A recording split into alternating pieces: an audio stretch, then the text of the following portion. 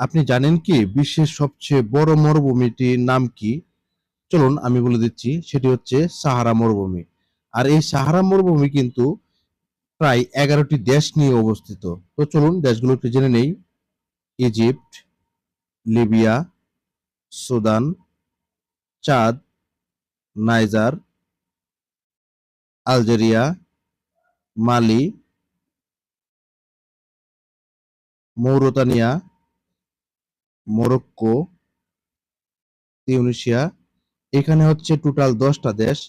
আরেকটা হচ্ছে এই ওয়েস্টার্ন সাহারা নিয়ে, এটা নিয়ে যদিও একটু বিতর্ক আছে।